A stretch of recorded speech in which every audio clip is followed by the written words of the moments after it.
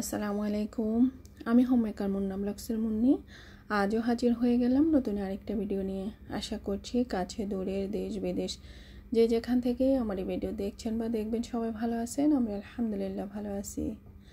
দেখতে দেখতে মাহে রমজানের মাগফিরাতের দিনগুলো চলে যাচ্ছে। তো এভাবে কিন্তু আমাদের হায়াতটা আস্তে আস্তে নির্দিষ্ট সময় থেকে কিন্তু কমিয়ে যাচ্ছে। তো এই রমজান মাসের উছিলায় আল্লাহ আমাদের সবাইকে হেদায়েত নসিব করুক। সামনের দিনগুলো যেন আমরা সুন্দরভাবে আল্লাহর দেয়া সঠিক পথে যেন চলাচল করতে পারি, সেই তৌফিক যেন আল্লাহ আমাদেরকে দান করেন, সেই শক্তি যেন আল্লাহ আমাদেরকে দান করেন। তো আজকের ভিডিওটাতে আমি দেখাচ্ছি আমি কিভাবে বাসায় বেসনটা রেডি করতেছি। তো এর আগে কিন্তু আমি ডালগুলো কিভাবে মিশিয়েছি সেটা আপনাদের সাথে শেয়ার করেছিলাম। তারপরও যেহেতু ওই ভিডিওটা হয়তো অনেকে দেখেন নাই, এটা দেখবেন, তার জন্য এখানে আবারও দেখিয়ে দিচ্ছি। তো আমি এখানে দুই প্রকারের একটা হচ্ছে মটর ডাল, আর একটা হচ্ছে গিয়ে ছোলা বুটের ডাল, আর আরেকটা হচ্ছে গিয়ে এক বাটি দিয়েছি আমি গম। আমার বাসায় গম ছিল, তো গম দিয়েছি, আর দিয়েছি মশারির ডাল দিয়েছি এক বাটি, আর হচ্ছে গিয়ে ফোলা চাল হাফ বাটি, আর আতপ চালের এখানে আসলে চাল ছিল না, এটা যে আমরা গুঁড়া করার পরে যে সুজির মতো একটা অংশ থাকে সেটাই ছিল বাসা, আমি সেটা দিয়ে দিয়েছি। তো পরে অবশ্য আমি আমার মানে পছন্দ মতো আর মানে চালের গুঁড়া মিশিয়ে নিয়েছিলাম। তো সেটা আমি চুলার নিচে দিয়ে একদম ঝরঝরে শুকিয়ে নিয়েছিলাম। তারপরে এই যে ব্লেন্ড করে আমি পাউডারও করে নিলাম। তো আমার এই যে এখানে বেসনের পরিমাণটা কতটা হয়েছে দেখিয়ে দিচ্ছি। তো আমি এখানে যে বাটিটা দিয়ে নিয়েছিলাম, তো বেসনটা রেডি করার পর ওজন দেওয়ার পর দেখলাম যে আমার 1 কেজি 200 গ্রামের মতো হয়েছে। তো এটা দিয়ে আমার পুরো রমজান মাস ইনশাল্লাহ চলে যাবে, কারণ আমাদের আসলে বেগুনি টেগুনি একটু খাওয়াটা কমই হয়। আলুর চপ বানালেও কিন্তু আমরা ওই যে ডিমের মধ্যে ডুবিয়ে বানাই, যার জন্য আর বেসনটা লাগে না। তো এই যে দেখেন অল্প কয়েকটা কিন্তু মানে সুজির মতো থেকে গিয়েছে লাস্টে, সেটা ফেলে দিয়েছি। আর এই যে হচ্ছে কি আমার বেসনটা। তো আমি মশলাপাতি কিছু এখন আর মেশাবো না, যেদিন বানাবো সেই দিনই আসলে মশলাটা মিশাবো। আর এটা আমি এমনিতে নর্মাল রেখে দেব। যদি মশলাটা মিশাতাম তাহলে কিন্তু নর্মাল ফ্রিজে রাখতে হতো আর কি। তো আমি এই যে কন্টেনারের মধ্যে একটা পলিথিন দিয়ে নিলাম, শুকনো পলিথিন। তারপরে এই যে বেসনটা নিয়ে নিচ্ছি, এখান থেকে নিয়ে কিন্তু আমি আমার কাজগুলো করে নেব। তো এভাবে আসলে ঘরে বেসনটা যদি রেডি করি একদম স্বাস্থ্যসম্মত, একদম ভেজাল মুক্ত, আমার নিজের পছন্দ মতো আসলে হয়ে গেল আর কি। তো সবাই এখন কম বেশি বানান, তা আমিও বানালাম। সেটা কিভাবে বানালাম সেটা আপনাদের সাথে শেয়ার করলাম।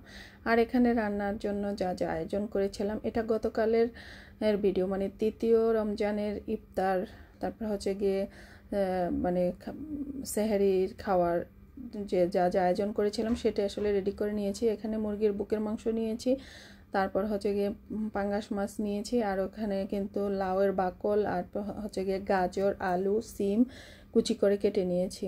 তারপরে ডাল, দুই প্রকারের ডাল ভিজিয়ে রেখে দিয়েছিলাম, সেটা অবশ্য সেহরি খাওয়ার পরেই ভিজিয়ে রেখে দিই, তাহলে আমি যখন রান্নাঘরে আসি তখন সেটা একদম পারফেক্টলি ফুলে ওঠে।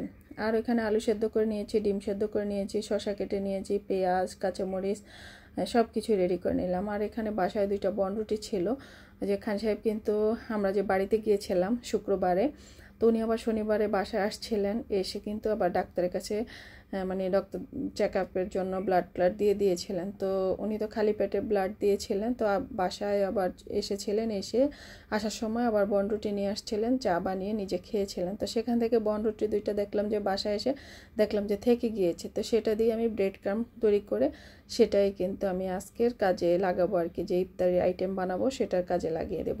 তো আমি এখানে অফ ক্যামেরা মাছটা ভেজে নিয়েছিলাম, তারপর হচ্ছে গিয়ে মাছের সাথে আবার ডিম দিচ্ছে, কারণ আমার ছেলে তো খাবে না। তো ডিমটা আবার সেদ্ধ করে নিয়েছিলাম, একটা ডিম ভেঙে গিয়েছিল, ফাটা ছিল, যার জন্য বের হয়ে গিয়েছে আর কি। আর অফ ক্যামেরায় আমি কিন্তু ডিম চপগুলো বানিয়ে নিয়েছি, যেটাকে ডিমের ডেভিল বলে। তারপরে একটু আলু থেকে গিয়েছিল ভর্তা, সেটা দিয়ে আবার 4টা চপ বানিয়ে নিলাম। তারপরে হচ্ছে গিয়ে ডালটাও ব্লেন্ড করে নিলাম। আর এখানে মুরগির মাংসটা, ওই যে বুকের মাংস ছোট ছোট টুকরো করে রেখে দিয়েছিলাম, সব ধরনের মশলা দিয়ে আমি ব্লেন্ড করে নিয়েছি। এখানে আসলে গরম মাংসের সাথে যা যা মশলা যায় সব কিছু দিয়ে দিয়েছি, আর আমি একটু সয়া সস দিয়ে দিলাম। আর এই যে এখন দিয়ে দিচ্ছি ব্রেড ক্রাম্ব, তো এটাও কিন্তু আমি বনরুটি দিয়ে ব্রেড ক্রাম্বটা বানিয়েছিলাম। তো তো এই যে আমার পুরোটা ব্রেড ক্রামে লেগে গিয়েছিল, 2টা বনরুটিতে যা ব্রেড ক্রাম হয়েছে পুরোটাই লেগে গিয়েছে, যা মুরগির মাংস আছে। এখানে আধা কেজির বেশি হবে মুরগির মাংস ছিল, তো সেটা পুরোটাই যে মেখে নিলাম। সাথে কিন্তু পেঁয়াজ কাঁচামরিচটা আমি দিয়ে দিয়েছি, স্বাদ মতো লবণ তো অবশ্যই দিতে হবে। তো খান সাহেবকে আবার বললাম 2টা ডিম দেওয়ার জন্য, কারণ এই সব কাজে তো আমার ডিমটা লাগবে তার জন্য। তো একটা প্লেটে আমি তেল ব্রাশ করে নিচ্ছি, হাত দিয়ে মানে ঘষে নিচ্ছি আর কি। তো সেটার মধ্যেই এই যে মুরগির কিমাটা দিয়ে দেব। এটা দিয়ে আসলে কি বানাতে যাচ্ছি এখনও কিন্তু আমি বলি নাই, তো বলে দিচ্ছি আমি কিন্তু চিকেন নাগেট বানাবো। তো তার জন্য এই যে প্লেটের মধ্যে ছড়িয়ে দিলাম, আর তেলটা দেওয়ার সুবিধার্থে এটা লেগে থাকবে না, মানে আমি যখন তুলে নেব আর কি সুন্দরভাবে উঠে আসবে। তো এইভাবে 4 কোণা শেপ করতে চেষ্টা করেছি, তারপরও সমস্যা নেই, 4 কোণা হতেই হবে এমন কোনো কথা নেই। আমি ছুরি দিয়ে কেটে নেব। তো ছুরির মধ্যে একটু তেল লাগিয়ে নিয়েছি যাতে মানে ছুরির সাথে লেগে না যায়। তো এই তো 4 কোণা করে নিয়েছি। তো খান সাহেবের কথা মতো কাটতে গিয়ে একটু বড় বড় সাইজ হয়ে গিয়েছিল। তো পরে ভাবলাম যে আমরাই তো খাবো, 2টা জায়গায় মানে একটা জায়গায় 2টা খাবো তাহলেই হয়ে যাবে। তো উনি বলেছিলেন মানে যেভাবে সাইজ করতে গেলে বেশি বড় হয়ে যায়। পরে আমি কিন্তু এভাবে 4টা করেছি, আর ওই পাশ থেকে কিন্তু আবার 5টা সম্ভবত কেটেছি, তো যার কারণে একটু লম্বালম্বি হয়ে গিয়েছে। যাই হোক, টেস্ট কিন্তু একই, 4 কোণা হোক আর গোল হোক আর যেটাই হোক, টেস্ট কিন্তু একই আসবে। তাই তো আমি এভাবে কেটে নিচ্ছি। আর অনেকগুলো হয়েছিল, আর আসলে ঘরে থাকা মশলা দিয়ে বা ঘরে আমার মানে হাতের কাছে যা যা ছিল তা দিয়ে কিন্তু আমি চিকেন নাগেটটা বানিয়ে নিয়েছিলাম। সরি, আমি কিন্তু 5টা বলেছি, এখানে কিন্তু আমি 6 টুকরা করে নিয়ে এলাম বা 6টা কেটেছি। তো অনেকগুলো কিন্তু হয়ে গিয়েছিল। আর এখানে একটা বাটিতে আমি 2টা ডিম ভেঙে নেব, তারপরে স্বাদ মতো লবণ দিব, আর দিয়ে দেব মানে হোয়াইট পেপার, তারপর হচ্ছে গিয়ে আর দিয়ে দেব একটু লিকুইড দুধ। তো দিয়ে আমি ভালোভাবে বিট করে নেব। তো এটার মধ্যে ডুবিয়ে কিন্তু আমি ব্রেড ক্রামের মধ্যে গড়িয়ে নেব। তো আর এখানে দুধটা আমি রেডি করেছি পাউডার দুধের সাথে সামান্য একটু পানি দিয়ে, কিন্তু ওটা করে নিয়েছি, অনেকটা ক্রিমের মতোই হয়ে গিয়েছিল, একদম ঘন ছিল। তো ভালোভাবে একটা কাঁটা চামচ দিয়ে আমি বিট করে নিয়েছি। নেওয়ার পর আমি কিন্তু এখান থেকে একটা একটা করে নাগেট ডিমের মধ্যে ডুবিয়ে দেব, তারপর হচ্ছে গিয়ে ব্রেড ক্রামের মধ্যে গড়িয়ে নেব। আর ব্রেড ক্রামটা আমি কিন্তু অরেঞ্জ কালারে করে নিয়েছি, ওই যে 2টা বনরুটি দেখিয়েছিলাম আপনাদেরকে সেটা দিয়ে। তো আমি কিন্তু জর্দা রং দেওয়াতে এই কালারটা হয়ে গিয়েছিল। তারপরে চুলার নিচে দিয়ে দিয়েছি রান্না করতে করতে, বা ওই যে বুট সেদ্ধ করেছি, তারপর হচ্ছে গিয়ে মাছ ভেজেছি, ওই ফাঁকে কিন্তু আমার ব্রেড ক্রামটা রেডি হয়ে গিয়েছে।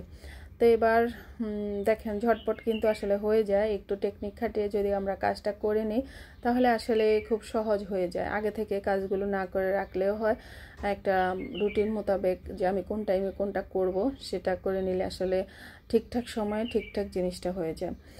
আর যারা অবশ্য বাইরে বের হন তাদের কথা অন্যটা, তবে আমি যখন বাইরে বেরও হতাম তখনও আসলে এইভাবেই করে নিতাম আর কি, যেটা ঝটপট হয়ে যাবে সেটাই আসলে করে নিতাম। আর সবসময় চেষ্টা করতাম অবশ্যই বাচ্চারা কোনটা পছন্দ করে সেটা। তো এখন তো বাচ্চাদের সাথে স্কুলেও যেতে হয় না, তারপর হচ্ছে গিয়ে কোচিংয়ে যেতে হয় না, ওরা নিজেরা যায়, আর যেখানে যেতে হয় ওর বাবা যায়। আর বাইরে বাজারটা যারা আসলে আমার কখনোই করা হয় না, সব সময় চেষ্টা করেছি মানে বাইরের জগৎটাকে আমার একটু সংক্ষিপ্ত করে নেওয়ার জন্যই। তো আসলে আমার যেতেও হয় না, আল্লাহ সেভাবেই আসলে আমাকে সব যোগান দিয়ে দিয়েছেন। তা আমি এখানে 11টার মধ্যে কোটিং করে নিলাম। পরে ভাবলাম যে আমরা তো 4 জন, তো 3টা করে যদি খাই তাহলে 12টা লাগবে। তো তার জন্য আমি পরে অবশ্য আরেকটা করিয়ে নিয়েছিলাম। আর ওই যে ডিমের টেবিল বা ডিম চপ, সেটাও আমি একটা ডিম দিয়ে 4টা চপ হয়েছে, মানে 2টা ডিম দিয়ে আমি মোট 8টা বানিয়ে নিয়েছিলাম। আর এই যে ব্রেড ক্রামটা তো আরেকটু লাগবে, তো আমার আগে যে বয়ামে ছিল সে ব্রেড ক্রাম সেখান থেকে নিয়ে নিলাম। আর এই যে ডিমের টেবিলগুলো কিন্তু আমি একটু ডিমের মধ্যে গড়িয়ে তারপর হচ্ছে গিয়ে ব্রেড ক্রামের মধ্যে গড়িয়ে নেব। তো দেখেন কত সহজে হয়ে গেল। আর আমার মেয়ের যে কি খুশি হয়েছিল, ছেলে মেয়ে দুজনই, ওদের ইফতারের মুহূর্তটা ওদের মুখের দিকে তাকিয়ে আমি বিশ্বাস করেন আমি একটা তৃপ্তির হাসি হেসেছি। আমার এত ভালো লেগেছে যে ওরা খুব মজা করে এত তৃপ্তি সহকারে খেয়েছে যে মনে হচ্ছে যেন কখনই খায় না, এমন একটা অবস্থা হয়েছিল। তো আসলে ওদের হাসি ওদের আনন্দটাই তো আমার আনন্দ। তো যাই হোক, আপনারাও চাইলে এইভাবে করে নিতে পারেন আর সুন্দর একটা হাসি উপহার পেতেও পারেন। তো আমি চেষ্টা করি আসলে ওদেরকে সাথেটার সাথে রেডি করে খাওয়াতে, যেহেতু ওরা রোজা রাখে। আর আমার ভিডিওর কোনো অংশ যদি আপনাদের কাছে ভালো লেগে যায় তবে অবশ্যই একটা লাইক দিবেন আর ছোট্ট একটা কমেন্টস করে যাবেন। আর আমার ইদানিং খুব সমস্যা হচ্ছে, সবার ভিডিও দেখি, কমেন্টস করি, কিন্তু কমেন্টসটা আমার থাকছে না। কেন থাকছে না ঠিক জানি না, তবে কমেন্টেতে গিয়েও আমি অবশ্য পোস্ট করি, জানি না আপনারা দেখেন কি না। তো বিশ্বাস রাখতে পারেন, আমি কিন্তু আপনাদের সবার ভিডিওই কিন্তু দেখি, তবে একটু হয়তো বা লেট হয়ে যায় এই আর কি। আসলে সংসারের কাজের ফাঁকে ফাঁকে তো আমার ইউটিউবের এই কাজটা করি, যার জন্য এই অবস্থা। তো তবে অবশ্যই বিশ্বাস রাখবেন। আর আজকের ভিডিওটা আমার এখানেই শেষ করছি। সবাই ভালো থাকবেন, সুস্থ থাকবেন, নিরাপদে থাকবেন। আল্লাহ হাফেজ, আসসালামু আলাইকুম।